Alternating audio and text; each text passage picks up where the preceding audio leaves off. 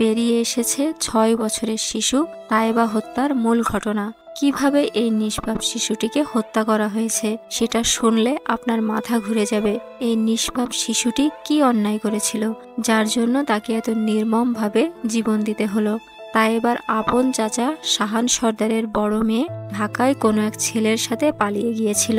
পরে বাড়িতে ফিরে আসার পর তায়েবার বাবা টিটু সর্দার তার ভাইজিকে 2টা থাপ্পড় দেয়। সেই ক্ষোভ থেকেই শাহান সর্দারের স্ত্রী আয়েশা, যিনি সখীপুর প্রাইমারি স্কুলের শিক্ষিকা, তিনি টিটু সর্দারের মেয়ে তায়েবাকে থাপ্পড় দিয়ে তার মেয়ের বদলা নিতে চেয়েছিল। তাই সুযোগ বুঝেই তায়েবাকে একা পেয়ে চাচি আয়েশা সজোরে থাপ্পড় দেয় ওই 6 বছরের ছোট্ট কোমলমতি শিশু তায়েবার গালে। তখনই তায়েবার কান থেকে গড়গড়িয়ে রক্ত পড়তে থাকে আর শিশুটি কান্নায় ভেঙে পড়ে এবং ঘটনাস্থলেই অজ্ঞান হয়ে যায়। আর তখনই তায়েবাকে একেবারে মেরে ফেলার সিদ্ধান্ত নেয় চাচি আয়েশা।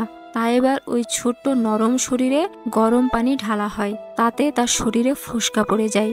তারপর শিশুটির গলায় ওড়না পেঁচিয়ে শ্বাসরোধ করে তাকে হত্যা করা হয়। এই হত্যাকাণ্ডে সাহায্যকারী হিসেবে আয়েশার মেয়ে এবং বাড়িতে কর্মরত রং মিস্ত্রি ছিলেন বলে জানা গেছে।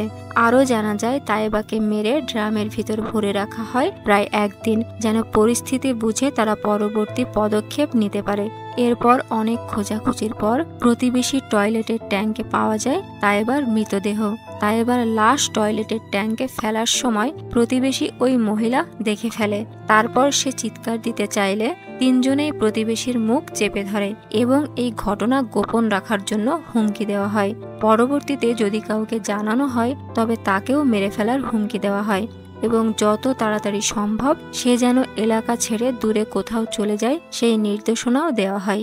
পরবর্তীতে প্রতিবেশী সেই মহিলাকে যে কোনোভাবেই হোক খুঁজে বের করতে সক্ষম হয় প্রশাসন। পরবর্তীতে শাহান সর্দারের স্ত্রী আয়েশা এবং মেয়ে তায়েবার বাবা মার পা ধরে ক্ষমা চায়, কিন্তু তাতে আশানুরূপ সাফল্য লাভ হয়নি।